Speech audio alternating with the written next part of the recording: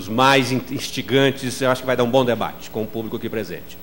Quero, antes de passar a palavra ao professor Robson, comunicar a presença da prezada vereadora Neuzia Santos, que muito nos honra, vereadora de Belo Horizonte, sempre prestigiando os eventos da PUC Minas, né? Tem um carinho especial conosco, é sempre uma alegria tê-la conosco, Neuzinha. Bom, de imediato, meu prezado amigo Robson Marques, para suas ponderações, no prazo máximo de 15 minutos. Boa noite a todos. É um prazer estar aqui. Eu gostaria brevemente de fazer alguns agradecimentos. Primeiro, fazer um elogio muito forte ao DCE, na figura do Leandro, que eu aproveito para cumprimentar toda a diretoria e os demais DCEs aqui presentes. A minha origem é conhecida por vários deles, eu também sou filho da PUC, estou aqui desde 1982, e quando tão logo me ingressei nessa universidade em 1982, eu me ingressei no movimento estudantil. Quando vejo a Neuzinha, né, eu fico à vontade para chamá-la de Neuzinha, eu tive uma longa experiência na militância com a companheira, depois junto à bancada do PT na Câmara 90-93, depois no governo do Patrus Ananias, enfim, essa é a minha origem. Eu acho que vocês estão de parabéns. De parabéns porque vocês, na realidade, conseguiram mobilizar algo fundamental, né? Me permita, vou chamá-lo de professor Fernando Pimentel. O senhor é o nosso ex-prefeito, uma pessoa com quem eu tenho um enorme carinho. O senhor é um economista político, né? E eu já aproveito para citar, ainda bem que é do Antônio Delfim Neto, nós estamos vivendo um fracasso da economia acadêmica. O lugar de onde eu falo é muito mais na perspectiva de um acadêmico do que um político, né? E nós precisamos retomar uma discussão importante, tanto na vida privada pública, quanto principalmente no mundo acadêmico, que é a economia política. Quando eu falo de economia política e cito o professor Fernando Pimentel, isso tem um peso muito significativo, porque entre as grandes questões que foram colocadas por ele, dentre elas a questão da crise mundial no ano passado, quiçá uma das maiores como a de 29, na verdade, nós identificamos na história do capitalismo 48 crises e 16 recessões profundas aproximadamente. Uma das questões fundamentais na minha compreensão sobre essa crise é a questão de ética, que eu quero tratar um pouco daqui a pouco, né? Aí, quando eu estou falando de ética, eu estou pensando em referências teóricas, eu estou pensando em Amartya Sen, sobre ética em economia. Ele falou de IDH e falou de miséria, e falou de pobreza e de Brasis com diferenças e de desigualdade. Eu estou falando também do Amartya Sen sobre o capitalismo com liberdade. Quem tem me inspirado e eu tenho suscitado muito é o Betinho Duarte, nessa singeleza como se faz a análise de conjuntura, que nos traz uma discussão muito importante no campo da ética, e principalmente da ética dos economistas. Repito, ainda bem que quem tem feito muito essa discussão é um economista chamado Antônio Delfim Neto, que num determinado momento, num dos momentos mais difíceis desse país, protagonizou, junto com Roberto Campos, a teoria do bolo. O professor sabe que esse foi um momento difícil, né, da sociedade brasileira, tanto no campo político como no campo econômico. Eu não posso perder de vista e agradecer ao professor Luiz Flávio Sapori por estar aqui, né, e a todos aqui presentes, né. Hoje, eu comentava rapidamente com os meus alunos, né, sobre uma pesquisa ontem que foi divulgada pelo Datafolha, que eu recomendo a todos vocês, a todos nós, uma reflexão sobre ela, né. O tema da política é o retrato da ética no Brasil. Eu vou rapidamente colocar aqui alguns dados interessantes. A pesquisa fala que 79% dos entrevistados, dos brasileiros, venderiam o seu voto, né? 33% dizem que não é possível fazer política sem um pouco de corrupção. 12% aceitaria dinheiro para vender o seu voto.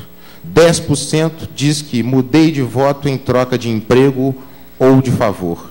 5% fala que mudei de voto em troca de presente, né? Um dado interessante é que desses 5%, 7% estão na faixa etária entre 16 e 24 anos. Eu tenho falado muito, inclusive em sala de professores, que de vez em quando eu escuto alguns professores falar o seguinte: os meus alunos são muito difíceis, eles não se interessam por política, eles são pessoas muito burras, etc. Eu digo o contrário, os meus alunos são maravilhosos, e eles são a razão da minha existência. E eu tomo a liberdade para citá-los e para pensar que eu estou olhando para ela aqui, que é a minha filha, que recentemente se filiou ao PCO, e quando eu tive a primeira oportunidade de conversar com ela sobre isso, eu perguntei: minha filha, por que o PCO? Ela virou para mim e disse o seguinte: não me filiei ao PT porque o PT é um partido que se tornou um partido conservador e corrupto. Eu, como tenho uma proximidade e assumo isso de uma forma muito tranquila com o PCdoB, lhe perguntei: por que não o PCdoB? Ela me disse: porque o PCdoB é um partido conservador e aparelhista. Aquilo me fez pensar um pouco também nos meus alunos.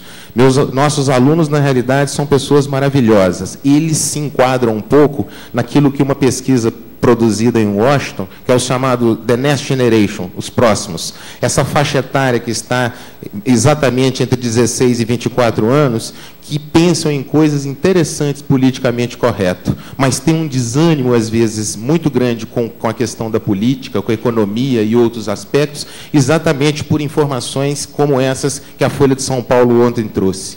Olha outros dados interessantes. De uma lista de 20 instituições, a Folha de São Paulo pergunta aos seus entrevistados onde não há corrupção e onde há corrupção.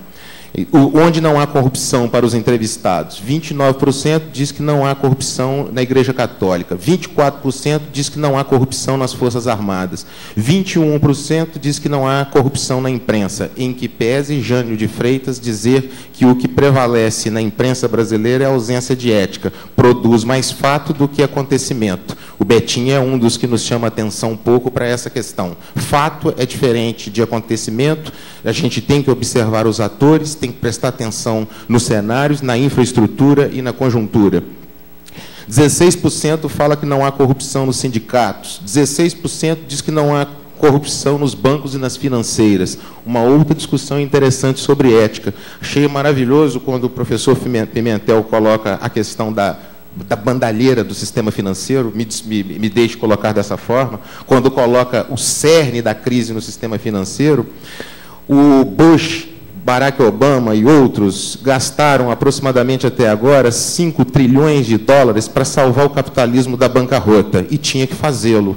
Quando ele cita o Keynes, ele tem toda a razão. E eu ressuscito nessa discussão não apenas o Keynes, mas Marx manda lembranças. Está na gênese do capitalismo. As crises financeiras, né? As crises econômicas que aconteceram no mundo, as 48, as 16 recessões, tem na gênese do capitalismo, que é o dinheiro, a sua essência de ser. Ao mesmo tempo, a FAO, órgão ligado, e aí me inspira novamente o Betinho, a FAO, que é um órgão da ONU ligado à questão da alimentação, fome, discute outras questões, mostra que se 1% desses 5 trilhões fossem utilizados para combater a fome no mundo, a gente resolveria definitivamente o problema. Há uma questão de ética, né? Quando esse número, 16%, diz que os bancos e as financeiras, não há corrupção nas financeiras, é algo assustador, né? 15% no poder judiciário, 14% nas políticas, etc. E vamos passar, porque é muita coisa e eu tenho pouco tempo, onde há corrupção, né? 92% diz que a corrupção anda no Congresso, né? 92% também diz que a corrupção anda nos partidos políticos. 88% diz que a corrupção está na presidência e nos ministérios. 87% diz que nos governos estaduais. 86% dizem que a corrupção passa pelas assembleias legislativas. Há dados maravilhosos nessa pesquisa que mostram como que esses brasileiros estão pensando, né, no que diz respeito às práticas ilegítimas, né? Na verdade, está se chamando aqui de práticas ilegítimas, como falsificar documento, comprar diplomas, mudar ou decidir o voto, né, numa eleição, colar provas em concurso. A gente viu o caso do Enem agora, algo assustador, né? Ultrapassar sinal vermelho, mentir ao declarar o imposto de renda. Interessante.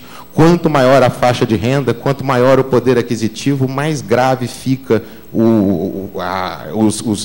os respondentes, na realidade, assumindo tal responsabilidade.